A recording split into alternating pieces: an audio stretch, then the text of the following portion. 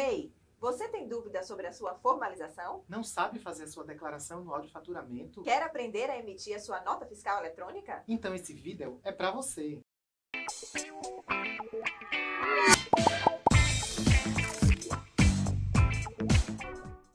Olá, sejam bem-vindos. Esse é o Sebrae Talks, o canal de conteúdos do Sebrae. E hoje estamos aqui inaugurando esse novo cenário e esse novo formato de vídeo para tirar todas as suas dúvidas do MEI. Mas antes de a gente falar sobre as dúvidas do MEI, deixa eu te dar uma dica super bacana para você que está aí pensando sobre o que postar nas suas redes sociais.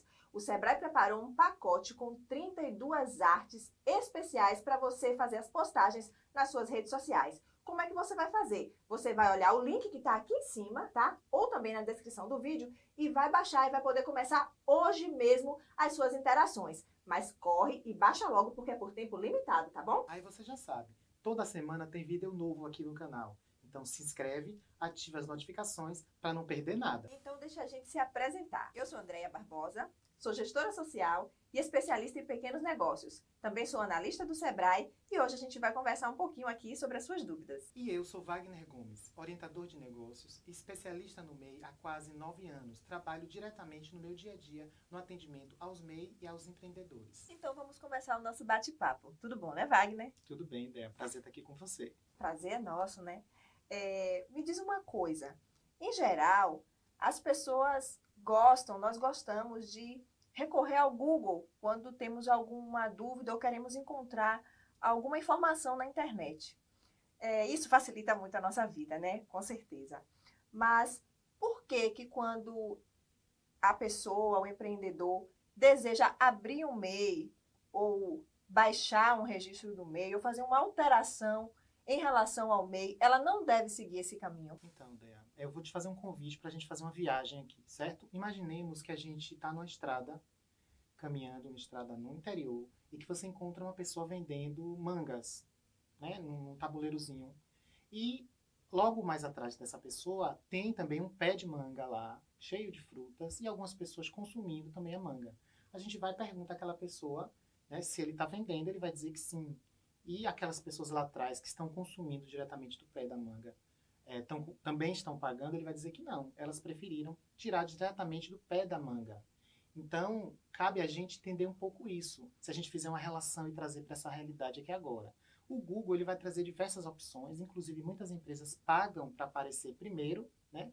Mas, no caso do microempreendedor individual e a formalização do MEI, a própria alteração ou baixa, são serviços disponibilizados pelo portal do empreendedor, que é novo agora, e daqui a pouco a gente fala desse novo endereço, gratuitamente. Porém, existem sites também que cobram para prestar esse serviço. Necessariamente, a gente não pode considerar que isso sejam fraudes. Existem alguns casos e nos cabe também ficar atento a isso, mas em muitos casos são empresas que prestam serviço e querem prestar esse serviço cobrando, né? E aí cabe a cada um, na hora de entrar no site de busca, procurar lá qual é o site oficial e encontrar a opção e vai perceber que o do governo federal ele oferece todos os serviços para o MEI de forma gratuita. Então, nos cabe ficar atentos a essa situação. Muito bacana. Fantástica essa sua analogia, porque eu nunca tinha pensado assim, né? Essa analogia da manga. Então, diante da busca pelo serviço, eu tenho a opção, eu como microempreendedor, potencial microempreendedor, de escolher se eu vou utilizar o serviço pago que o Google vai me oferecer, né, nos primeiros lugares ali daquele ranqueamento, ou se eu vou acessar o site oficial, onde eu vou ter disponibilizados todos esses serviços de forma gratuita. E, além do mais, eu posso buscar a orientação do Sebrae, se ainda assim eu tiver dúvida, e o Sebrae vai me orientar como é que eu vou passear ali naquele site, quais os caminhos para eu conseguir fazer o que eu preciso, executar o procedimento que eu preciso executar. Muito bacana, Wagner. Obrigada. Você citou na sua fala que houve uma mudança recente em relação ao endereço oficial, né, do portal do microempreendedor individual. Que mudança foi essa? Pois é, então a partir de agora existe um novo endereço realmente do portal do empreendedor, muito mais fácil inclusive de navegar, então cabe a gente ficar atento e anotar. É gov.br/MEI, somente isso, gov.br/MEI. Está diretamente vinculado agora e mais fácil de entender que é um serviço do governo federal, o caminho para a formalização ou outros serviços do MEI que o MEI possa vir a precisar. Então, gov.br/MEI é o site oficial para que o MEI consiga acessar todos os serviços de forma gratuita. Muitas vezes, a pessoa, o empreendedor, ele tem uma atividade informal que ele já exerce, né? Ele vende algum produto, ele presta algum serviço e ele não imagina que, ao fazer o registro dessa atividade enquanto MEI, ele está fazendo nascer uma empresa, né? É como se fosse ali a certidão de nascimento de uma empresa, no momento que ele faz o registro do MEI. Explica para a gente qual é a diferença ou em que consiste a formalização, a alteração e a baixa de um CNPJ. Boa pergunta, Déa, sua. Inclusive, faz muito sentido, realmente. Quando se formaliza um MEI, é o nascimento exatamente de uma empresa, juridicamente, né?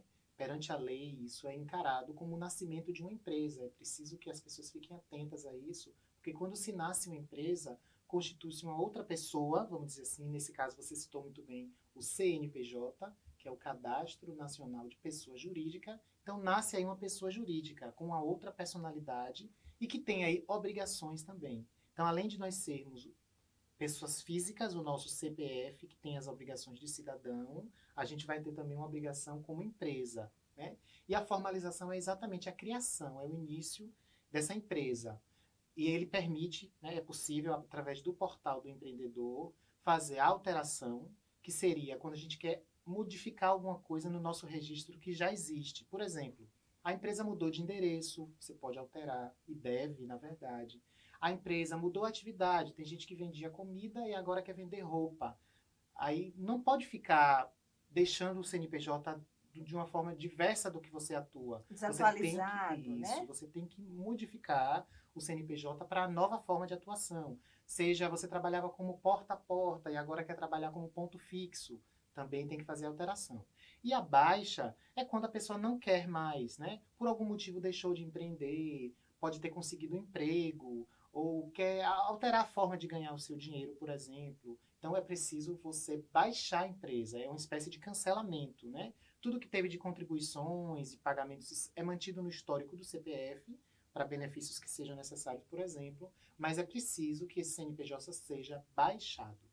É como se fosse um ciclo, né, Wagner? Exatamente. Quando a pessoa faz o registro do MEI, ela formaliza aquela empresa, formaliza aquele registro, a empresa nasce, e aí começa um ciclo de vida, né? Isso. Ao longo da vida da empresa, acontecem mudanças, como você citou muito bem, mudança de endereço, mudança de atividade. Essas alterações precisam ser registradas também, né? Através do portal do empreendedor.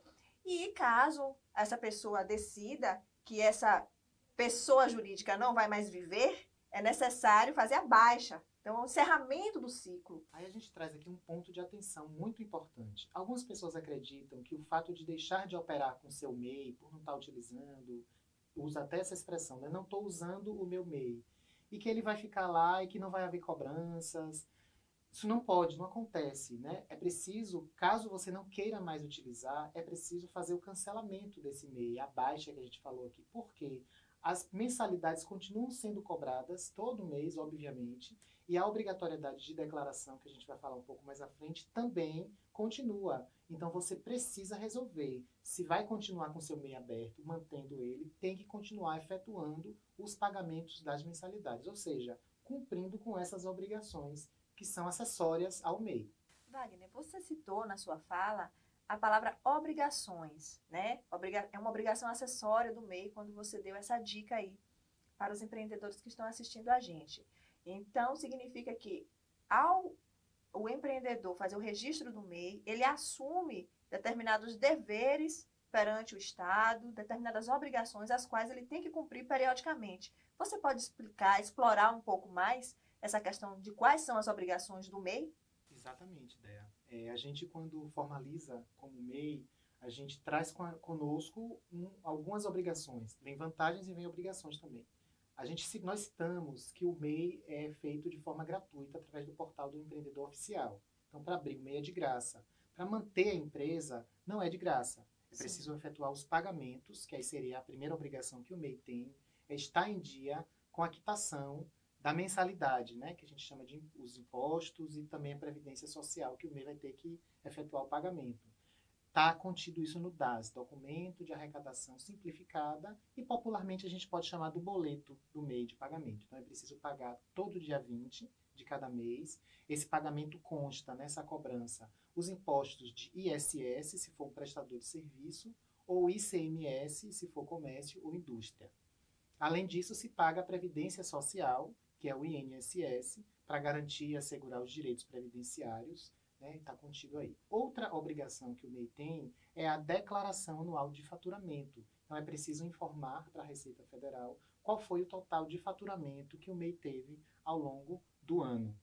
Outra obrigação que o MEI tem também, que a gente destaca aqui, ideia, é com relação ao controle. Então, é preciso controlar, né, eu diria, o movimento da empresa. Então, seria as compras e as vendas, né, o faturamento. Eu preciso anotar, porque exatamente na declaração, que é uma outra obrigação, vai ser necessário informar que faturamento foi esse. Então, são as 3 obrigações principais que a gente destaca aqui nesse momento para o pessoal que está vendo e para lembrar dessa situação, que é muito importante estar em dia com essas obrigações. É verdade, muito importante mesmo, porque às vezes a gente se atém apenas aos benefícios, né? Mas os benefícios, eles vêm associados com as obrigações, né? Mas nem tudo é obrigação, então fala um pouquinho aí de quais são os benefícios de se formalizar como MEI. Pronto, vamos lá. Os benefícios, a gente destaca o primeiro que já foi meio que citado aqui, que é da Previdência Social. Então, estar em dia com os pagamentos do MEI, assegurar direitos previdenciários como aposentadoria por tempo de contribuição e por idade ao mesmo tempo, né? A gente vai ter também direito a, no caso de mulheres, salário maternidade, para pessoas que se acidentem, né? Aquele auxílio acidente, auxílio doença, para a família da gente, pensão por morte ou até auxílio reclusão. Então, são direitos previdenciários, basta estar em dia, né, com os pagamentos, que aí você garante também as carências e vai assegurar os direitos previdenciários. Além disso, o MEI pode emitir nota fiscal, participar de licitações públicas e, dentre outros benefícios que o fato de ter uma empresa também pode gerar para o microempreendedor individual. É uma grande política pública, né? De inclusão, de formalização, né? De uma grande parcela da população que por muito tempo vem trabalhando de maneira informal e desassistida de muitos direitos, que a partir do momento que ingressam nessa política, ela passa a ser assistida e ter os seus direitos reconhecidos, né? Ter acesso a direitos que antes ela não tinha. Benefícios, né, assegurados por lei que antes ela não tinha.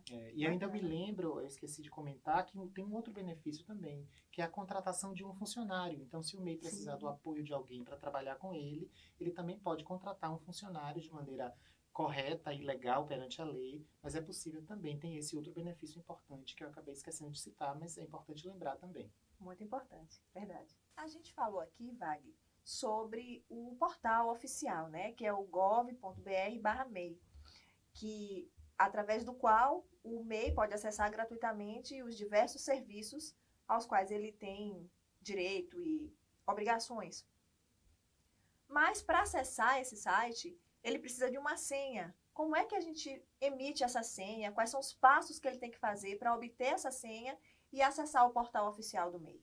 Hoje em dia é necessário, né, por parte do poder público, do governo federal, foi criado um acesso único para o cidadão para obter serviços do poder público.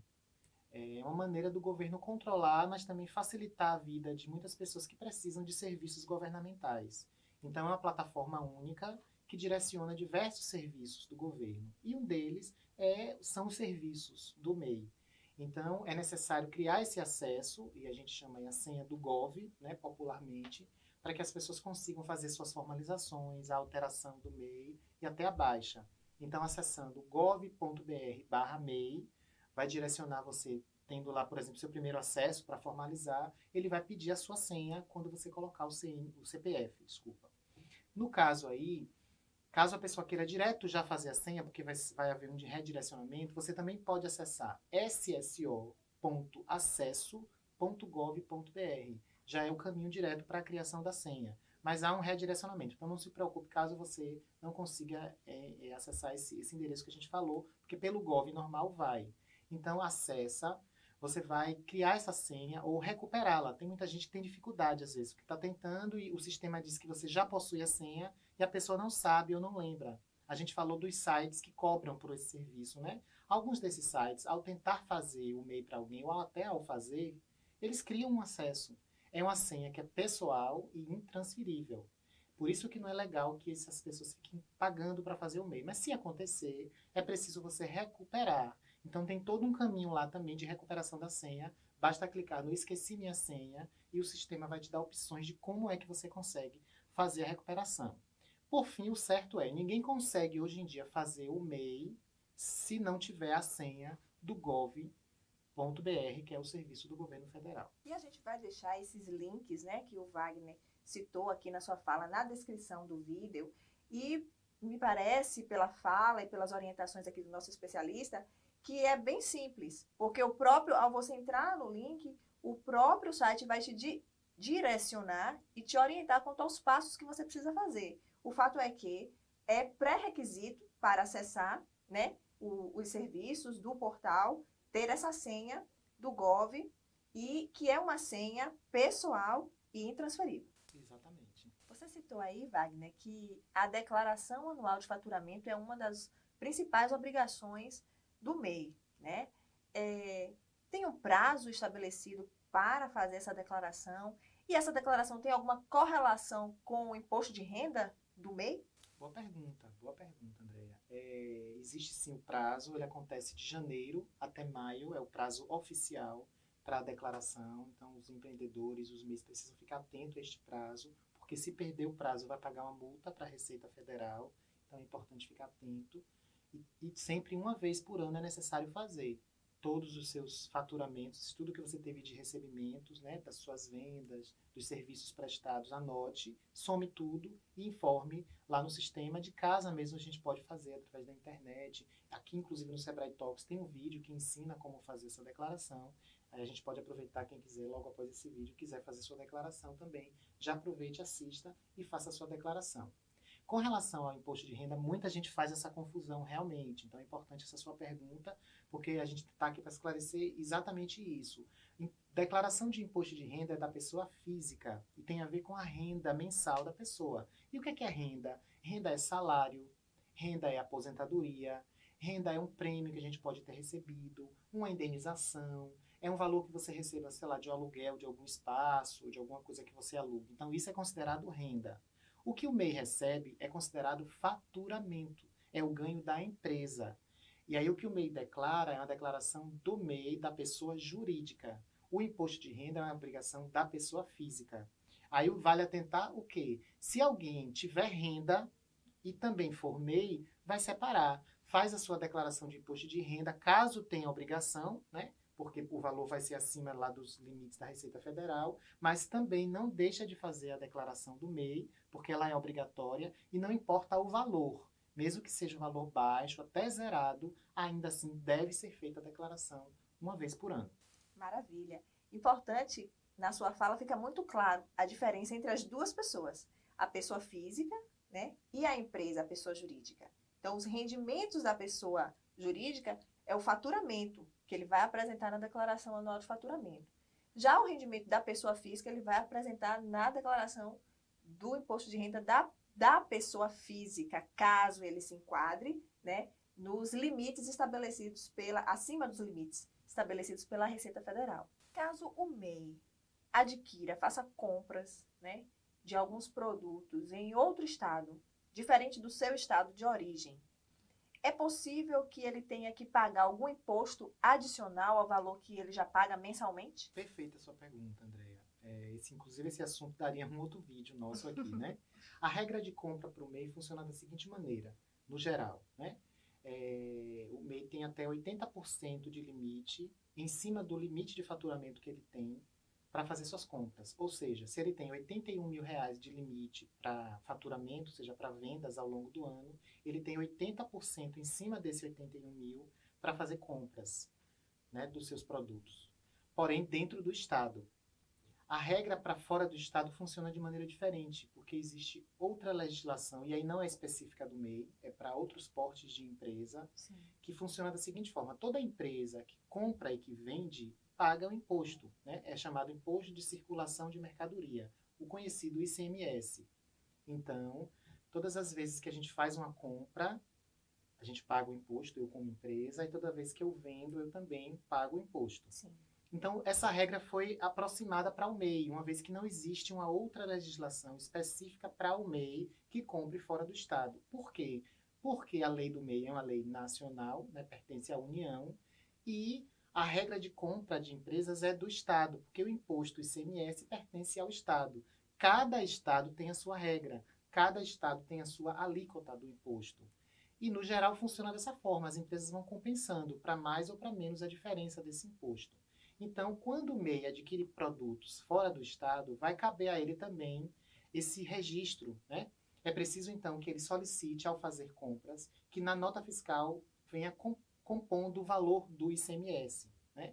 Se para quem ele compra for o que é considerado substituto tributário, que são instituições que acabam fazendo um pouco o papel do poder público e têm a obrigatoriedade de recolher o imposto. Então, essas empresas, quando fizerem as vendas dos produtos, elas vão também recolher o ICMS. E se não for substituto tributário, cabe ao MEI pedir para que seja destacado o ICMS na nota, e aí o MEI vai compor ali no final do mês todos os valores dele de ICMS e procura a Receita Federal do seu estado para fazer o pagamento com a guia do ICMS. E o que é que isso vai facilitar, né? Vai evitar que o MEI tenha mercadorias que possam ficar retidas por parte da fiscalização. Perfeito. Então, esse é um ponto importantíssimo que todo MEI precisa atentar quando for fazer compras fora do seu estado de origem. Exatamente. E quanto à nota fiscal de vendas, né, dos produtos ou da prestação de um serviço que o MEI execute, é um processo simples, tranquilo? Muito MEI tem dúvida sobre como emitir a nota fiscal, o que é preciso fazer para emitir a nota fiscal. Você pode falar um pouquinho para a gente sobre isso? Primeira coisa que a gente precisa entender é que nota fiscal de MEI de venda, em princípio, não existe a obrigatoriedade da emissão quando o cliente desse MEI é uma pessoa física. Então, se Sim. você vende para pessoa física, você não é obrigado a emitir nota fiscal, exceto se você trabalha, por exemplo, com vendas à distância, vendas online, por exemplo, que a mercadoria precise viajar, aí a viagem da mercadoria precisa ser acompanhada da nota fiscal. Perfeito. Tá? Contrário a isso, quando se vende, se comercializa ou se presta serviço para uma outra empresa, uma outra instituição, aí existe a obrigação da emissão da nota fiscal. Inclusive aqui no Sebrae Talks tem um vídeo que trata sobre esse assunto, passo a passo, de como o MEI pode fazer para emitir nota fiscal. A gente vai botar o link do vídeo aqui, você pode clicar também depois para assistir, né, o passo a passo de como emitir a nota. No geral, como é que funciona, Andréia? Depois que o MEI faz a sua formalização, que gera o CNPJ, 2 dias após, geralmente, né, um prazo assim, que as secretarias de Fazenda de Estado e do município têm para gerar a inscrição, seja ela municipal ou estadual. Vai depender de cada atividade, né, profissional e laboral que o MEI exerça. E aí vai ser gerada essa inscrição. O MEI, de posse dessa inscrição, vai buscar, vai procurar aí, seja fisicamente, seja através dos sites ou das plataformas dessas secretarias, como é que faz para obter a liberação para a emissão da nota fiscal, que inclusive são notas fiscais que não têm retenção de imposto, porque a gente falou que o MEI ele paga o imposto na mensalidade, né, no boleto, então quando você vende, você não paga imposto mais, ele já foi retido na sua mensalidade, e é muito fácil, muito simples de fazer. Aí existem alguns casos, às vezes, de um pouco mais de burocracia de um estado ou de um município para outro, mas no geral, atualmente, cada dia que passa, está se tornando muito mais simples e fácil emitir nota fiscal para MEI. Verdade. E esse vídeo que você citou aí, aqui do Talks, é muito bacana, bastante didático. Eu também recomendo aos empreendedores que estão nos assistindo e que têm dúvidas, né, em relação a esse ponto específico da emissão da nota fiscal, que assistam esse vídeo. A gente sabe, Wagner, que muitas pessoas fazem o registro do MEI, mas por algum motivo, ao longo aí da vida da empresa, né, da vida da pessoa, ela encontra algumas dificuldades e ela não consegue manter os pagamentos das mensalidades, né, dos boletos que a gente citou aqui. Nesses casos, essas pessoas, como que elas podem fazer para resolver essa situação, né? Parcelar essas dívidas, porque como você citou, se a empresa, se o registro do MEI está ativo, mensalmente as cobranças serão geradas, né? Apesar de a pessoa não estar tendo condições de arcar com essa obrigação. Então, é importante que ela busque regularizar essa situação, né? É possível regularizar, parcelar, negociar? Como que o MEI pode fazer para organizar a situação nesse sentido? Exatamente, é um problema sério, né? Muito MEI hoje em dia está na situação realmente de inadimplência, é um ponto de atenção que a gente chama aí, lembra que é uma obrigação o pagamento, e quando se paga a mensalidade em atraso, que pode ser feita a qualquer momento, cobra-se juros e multa. Sim. Então, depois de um tempo, também foi disponibilizado através do portal do Simples Nacional o parcelamento das dívidas do MEI. Existe uma vantagem no parcelamento, porque os juros e as multas principais, né, são desconsideradas, vai ser considerado sim um outro valor de juros e multas um pouco menor. Então tem vantagem e o sistema vai parcelar em diversas vezes. O MEI ele não vai ter a opção de escolher quantas parcelas, mas isso é pré-determinado pelo próprio sistema. Agora, o que é que a gente chama de atenção, André, com relação a isso? É importante o MEI ficar consciente que caso ele faça adesão ao parcelamento, isso é considerado uma confissão de dívida. Então, existe uma responsabilidade grande em cima disso, porque ele não vai poder deixar de pagar mais. Inclusive, se o MEI continua aberto, ele passa a ter que pagar, naquele período ali na mensalidade, 2 mensalidades no mínimo, que é a mensalidade atual e a mensalidade do parcelamento. Então, é preciso cumprir com essa obrigação, porque você fez um compromisso com o parcelamento. É possível ser feito pelo portal, né, do direcionamento do portal do empreendedor, que vai direcionar lá para o Simples Nacional, e aí você pode fazer a adesão, mas ter certeza que existe a obrigatoriedade desse pagamento, né? E o valor vai ser diluído em diversas parcelas e vai facilitar realmente esse parcelamento. Aí, muito cuidado, é fazer o parcelamento e não pagar. É um problema maior ainda. O nome, né, o CPF do empreendedor pode ser encaminhado para a dívida ativa da União, para o SPC, Serasa. O CPF dele pode ficar bloqueado para movimentações financeiras, bancárias. Então, é um problema um pouco mais sério. Então, a gente tem, ao mesmo tempo, uma facilidade por poder parcelar, mas um nível de responsabilidade que também aumenta quanto a isso. Aqui no Sebrae Talks a gente também tem um vídeo que trata desse assunto, quem tiver interesse, a gente bota o link aqui também para o pessoal acessar e conhecer um pouco mais sobre esses trâmites do parcelamento do MEI. Toda pessoa que empreende, todo empreendedor, ele tem o sonho de ver o seu negócio crescer, não é mesmo? Então, com o MEI, a gente chama esse processo de migração, né, Wagner? Quando o faturamento dele começa a crescer e ele ultrapassa aquele limite de R$ 81.000 no ano, e ele é enquadrado, sai do enquadramento do MEI e é enquadrado como uma microempresa. Né?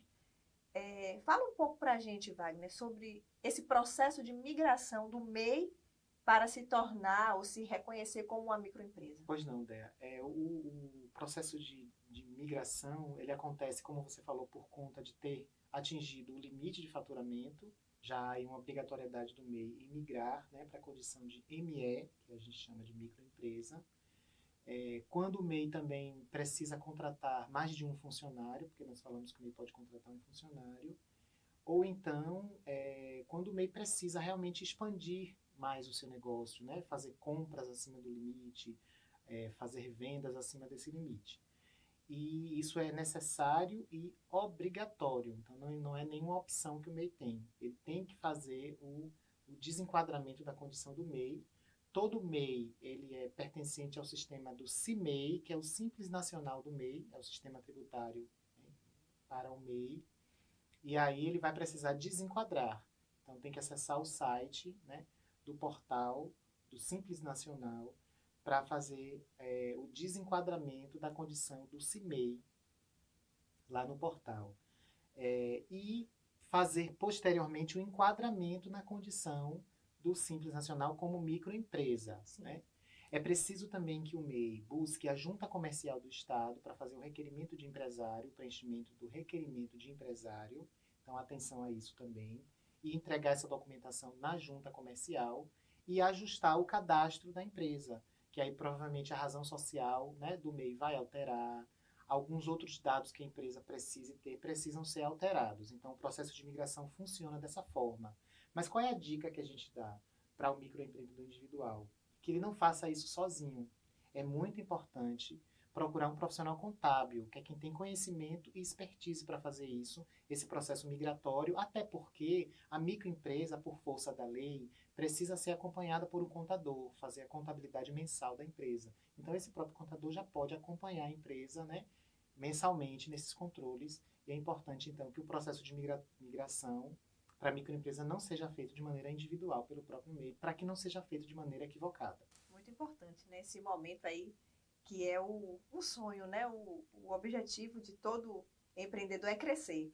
Não precisa ter medo, né? Só precisa buscar a assessoria adequada, as informações corretas para seguir o que a regulamentação estabelece, mas não é algo do qual devamos temer. Pelo contrário, Exatamente. Né, Pelo contrário, acho que o caminhar empresarial precisa ser uma escada. E a gente entende que o MEI é o primeiro degrau, né? Todo empreendedor precisa sonhar em crescer. E o objetivo tem que ser esse, né? Então, o MEI é o primeiro passo, mas tem que sonhar se ser microempresa, depois empresa de pequeno porte e, quiçá, uma multinacional aí, né? Todo mundo tem que pensar dessa forma. Maravilha. Espero que você tenha gostado do conteúdo que a gente trouxe aqui. E caso queira fazer algum comentário, não hesite. É só deixar aqui registrado o seu comentário, o seu elogio, a sua dúvida, que a gente está aqui para respondê-los. Fala também pra gente se você gostou do novo formato, né, Wagner? Do nosso talk, se você gostou do nosso novo cenário. Se você também tem alguma sugestão de tema que a gente possa trazer nas próximas edições, deixa aqui pra gente nos comentários. No mais, desejo muito sucesso na sua jornada empreendedora. Foi um prazer estar aqui com você mais uma vez e até a próxima. Tchau, tchau. Tchau, tchau.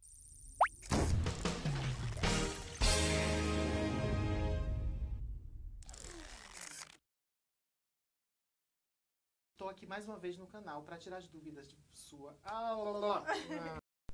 Take 5. Então, esse vídeo é para... Eu tenho uma dica muito importante para você. O Sebrae preparou